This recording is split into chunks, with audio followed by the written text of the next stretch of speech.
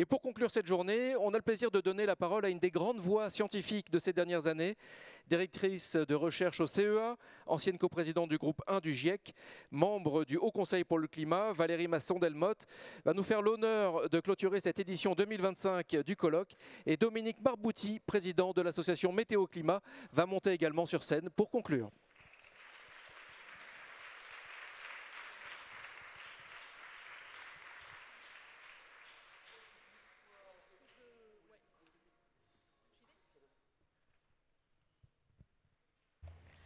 Bonsoir, merci beaucoup de cette invitation à écouter d'abord la diversité des perspectives, des retours d'expérience, des enjeux, des actions mises en place et qui soulignent à quel point les villes et les connaissances liées aux villes face au changement climatique jouent un rôle très important. Alors pour clôturer cette journée, on s'inscrit dans le cadre des activités météo et climat. Et c'est peut-être l'occasion de rappeler que le travail scientifique, la recherche scientifique météo et climat, qui s'appuie sur les observations, la compréhension des processus, la modélisation, la capacité de prévision, de projection, donc à la fois d'alerte précoce, mais aussi de connaissance pour l'anticipation, pour nourrir l'adaptation au changement climatique par anticipation. C'est le fruit d'une lente construction de cette capacité de recherche, mais aussi de partage, de co-construction de connaissances. C'est aussi l'occasion de réfléchir à la place des faits scientifiques en appui aux délibérations. On a souligné l'importance des processus participatifs, délibératifs, la place des faits scientifiques dans les processus de prise de décision, donc des sciences qui font partie des biens communs. Je vais également rappeler, et ça n'a pas été fait aujourd'hui, il me semble, là où nous en sommes par rapport au changement climatique et l'influence humaine sur le climat au niveau planétaire. Donc si on regarde les derniers 10 ans, le niveau de réchauffement planétaire atteint 1,24 degrés de plus que le climat pré-industriel 1850-1900, réactualisé jusque fin 2024. On estime que 1,23 de ces 1,24 degrés sont les conséquences des activités humaines. Et le rythme de réchauffement dû aux activités humaines atteint un nouveau record, 0,27 degrés de plus sur la dernière décennie. Et si on va jusqu'à l'année 2024, en fait, le niveau de réchauffement planétaire dû aux activités humaines, il atteint, réactualisé à fin 2024, 1,36 degrés. Donc on vit dans un monde 1,36 degrés plus chaud du fait des activités humaines. Les émissions de gaz à effet de serre continuent à augmenter, mais moins vite, notamment pour les émissions de CO2 liées aux énergies fossiles et à la déforestation. Ça baisse en France comme dans 22 pays. Et, point important, il n'y a plus de hausse des émissions de CO2 de la Chine depuis un peu plus d'1 an.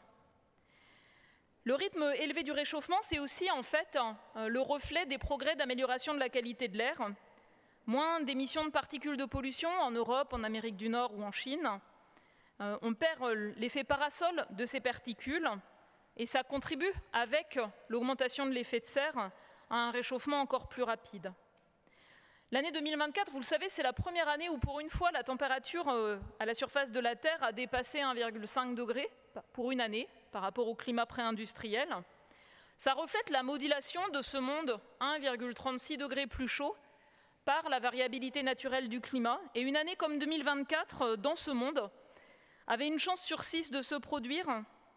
Et puis, lorsqu'on combine un événement El Niño dans les tropiques et la variabilité de l'Atlantique qui conduit à des conditions plus chaudes, une chance sur 2 de se produire. Donc c'est une année banale dans le monde réchauffé d'aujourd'hui. Ce sont des faits scientifiques très solides qui permettent aussi d'établir les responsabilités disproportionnées par rapport aux dommages de certains pays comme les États-Unis, de certaines entreprises comme les compagnies pétrolières, ou bien de certaines catégories de la population mondiale, notamment aux États-Unis, en Chine ou en Europe, une responsabilité disproportionnée des 10% des personnes les plus riches, responsables de 2/3 du réchauffement depuis les années 90. Les faits scientifiques, ils montrent aussi la capacité à agir. L'efficacité énergétique, l'évolution des mix énergétiques, le ralentissement de la déforestation, tout cela, en fait, montre la capacité à construire une baisse de l'utilisation d'énergie fossile et une baisse des émissions de gaz à effet de serre liées au CO2. Et c'est cet ensemble, les faits scientifiques très solides, la capacité à agir, démontrer, analyser, politique publique par politique publique, dans plusieurs dizaines de pays, qui est brutalement remis en cause aux États-Unis. En fait, on voit même un renversement de discours. Les risques climatiques sont rendus invisibles pour justifier une fausse urgence énergétique, une obstruction brutale qui cible la production de connaissances, les fondements du droit de l'environnement, la protection des espèces menacées, la protection de la santé, la prise en compte des inégalités, tout ce dont on discutait à l'instant. On fait même des sciences du climat un bouc émissaire, avec l'interdiction de financement de la recherche par mots-clés. Et ces mots-clés comprennent sciences du climat, pollution de l'air et de l'eau, inégalité environnementale ou femmes. Censure, purge, licenciements brutaux, intimidation, menaces sur la liberté académique, interdiction de participer pour les scientifiques des agences fédérales aux réunions du GIEC. Cela souligne l'importance encore plus forte de renforcer les liens entre ces connaissances scientifiques, la capacité à agir et les mécanismes de délibération, de prise de décision. Cela souligne aussi, encore plus qu'avant, le rôle critique des villes par rapport au changement climatique. Alors, je veux m'adresser à mon homonyme, Valérie Masson.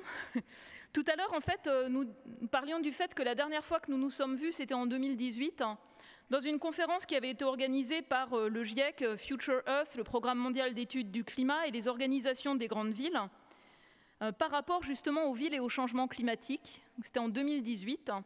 Et qui a également débouché dans le fait que le seul rapport spécial du GIEC, et le seul dont le calendrier est connu pour le 7e cycle, est le rapport spécial du GIEC par rapport au changement climatique. Et à ce moment-là, en 2018, notre réunion avait fait émerger un agenda de recherche et d'action dont on voit qu'il porte ses fruits, c'est-à-dire une montée en puissance de l'action par rapport au changement climatique dans les villes, des retours d'expérience étudiés, comparés, mais également des avancées dans les méthodologies, dans les capacités à mobiliser des chercheurs de très grande diversité de disciplines scientifiques pour faire avancer les connaissances et la co-construction de connaissances avec les acteurs de terrain dans les collectivités, avec les entreprises notamment qui sont impliquées sur les infrastructures critiques, les assureurs, on l'a vu aujourd'hui, et qui permettent finalement de faire avancer des connaissances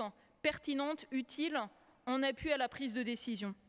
Le meilleur exemple que je souligne toujours, c'est le travail qui a été fait notamment avec la ville de Paris et le groupe régional d'experts climat francilien sur la question est-ce possible d'atteindre 50 degrés à Paris, par exemple, dont on montre que dans le climat actuel, ça semble impossible, en tout cas aucun élément ne l'étaye, mais dans un monde 2 degrés plus chaud, qui est très probable, à horizon 2050, 25 ans devant nous, qui devient une possibilité rare, mais possible.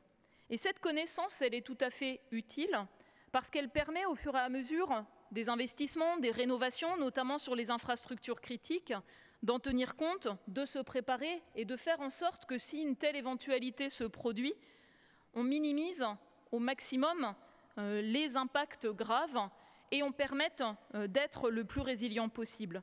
Parce que finalement, c'est le dernier volet, en plus de la réduction des émissions de gaz à effet de serre, en plus de l'adaptation, on est également sur un enjeu de limite aux capacités d'adaptation et de gestion de risques pour limiter les pertes et les dommages.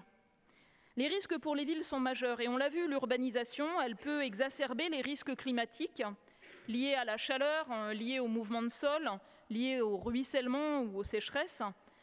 Les villes sont très exposées dans de nombreuses régions du monde aux risques liés aux incendies de forêt ou à la montée du niveau de la mer. Les vulnérabilités sont inégales et on touche à des enjeux de qualité de vie, mais aussi d'habitabilité de manière très aiguë dans un certain nombre de villes. Et dans le monde, les vulnérabilités face au changement climatique, elles sont les plus grandes dans les contextes d'urbanisation rapide, d'habitat informel et de moyens de subsistance, de revenus qui sont très sensibles en fait aux caractéristiques météorologiques et climatiques. Et puis enfin, les villes, elles font preuve d'une capacité à agir et c'est l'échelle d'organisation qui permet des approches systémiques, c'est-à-dire penser ensemble, résilience et adaptation, neutralité carbone, soutenabilité, biodiversité, qualité de vie, bien-être, santé et vivre ensemble. Cela fait partie des aspects qui ont été abordés dans les tables rondes d'aujourd'hui, qui soulignent à chaque fois le besoin de sortir de silos et d'articuler ces différentes perspectives, de sorte à mettre en œuvre, à engager, à construire de nouvelles visions des aménagements urbains, de la forme des villes, de la manière d'organiser les mobilités, la rénovation des bâtiments, de dimensionner les infrastructures, de rendre accessibles les services, en tenant compte des enjeux d'équité et de justice, dont on a vu que ce sont des conditions clés du soutien à ces transformations et de leur réussite. Les capacités de transformation des villes, elles sont parfois visibles. Je fais souvent référence à l'héritage des chocs pétroliers dans les années 70 sur les villes néerlandaises et leur cyclabilité. Aujourd'hui, la ville de Paris, elle est prise comme exemple de transformation permettant de rendre accessibles des mobilités cyclables, parfois un peu victimes de leur succès.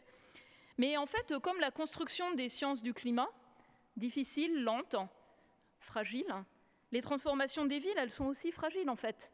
Elles ont besoin d'avoir un soutien, d'avoir elles-mêmes une résilience, c'est-à-dire penser des visions stratégiques de développement urbain, mettre en œuvre des trajectoires de transformation construites avec une planification. Et pour moi, cette planification, ce que j'en ai compris, c'est qu'elle doit intégrer très fortement les dimensions sociales, bien sûr la sortie des énergies fossiles, la résilience et les enjeux liés à la biodiversité et aux solutions fondées sur la nature.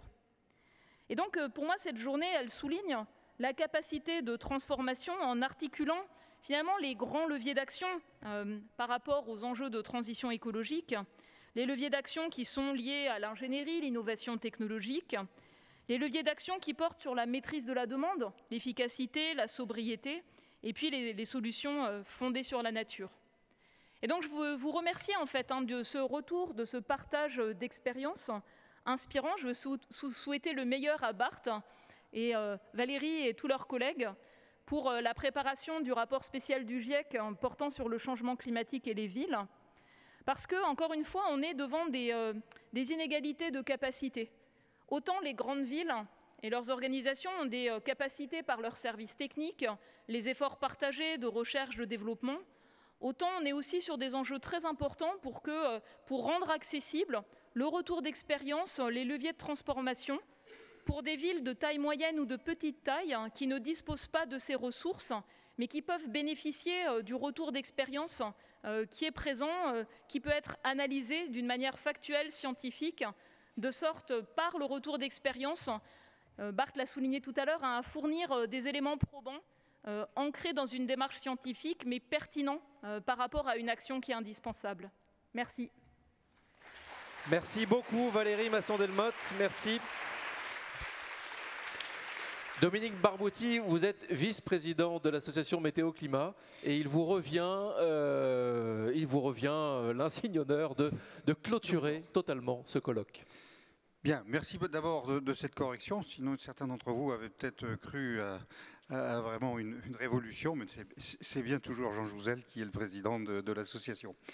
Et puis peut-être pour clore, donc très rapidement maintenant cette journée, j'aimerais bien que, comme on organise cet événement conjointement entre Météo et Climat et avec Christian Vanier, qui viennent à côté de moi. Christian Vanier, sous vos applaudissements, s'il vous plaît.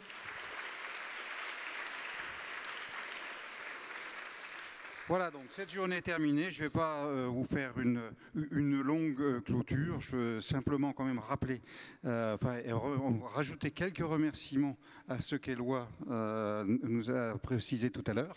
D'abord, évidemment, nos remerciements vont à la mairie de Paris qui nous a accueillis dans cette fantastique salle, et puis un peu en particulier à la maire Anne Hidalgo qui a bien voulu venir ouvrir ce colloque ce matin.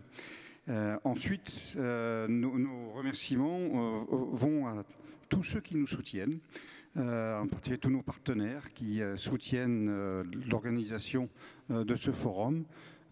C'est pas toujours évident, mais il faut que vous sachiez quand même que l'organisation d'un tel événement coûte cher, même très, très cher, et que si on ne trouve pas les moyens pour les organiser, ben on ne peut pas le faire. Il y a des moyens techniques, il faut faire de la communication pour pouvoir réussir ce genre d'événement. Et donc on remercie beaucoup tous nos partenaires. Ensuite, il y a tous ceux qui ont travaillé. Alors, il y en a beaucoup, je ne vais pas tous les citer. Il y a pas mal de bénévoles, et en particulier tous ceux qui étaient dans le comité scientifique, qui ont travaillé pour justement délivrer tout ce que vous avez pu voir aujourd'hui. Les salariés, les sous-traitants, toute l'équipe de Christian. Et puis bien sûr, vous tous qui êtes venus, non seulement ceux qui sont venus aujourd'hui, mais je vous signale qu'il y en avait beaucoup qui étaient, vous l'avez vu, enfin entendu en tout cas, qui étaient en distanciel, qui ont suivi une bonne partie de la journée. Il y en avait pratiquement au total, il y avait à peu près 150 personnes qui ont été connectées aujourd'hui dans la journée. Donc merci beaucoup, et puis je rappelle alors d'abord merci à Éloi donc pour l'animation de cette journée très efficace et très, très agréable. Donc merci, et puis je vous souhaite. Je répète, je l'ai dit tout à l'heure, mais c'est important que vous pourrez revoir si vous, dès que vous, enfin, dès la fin de semaine, a priori, revoir l'ensemble des débats de la journée ainsi que les présentations. Et puis, je vous souhaite un bon retour et une bonne soirée à tous.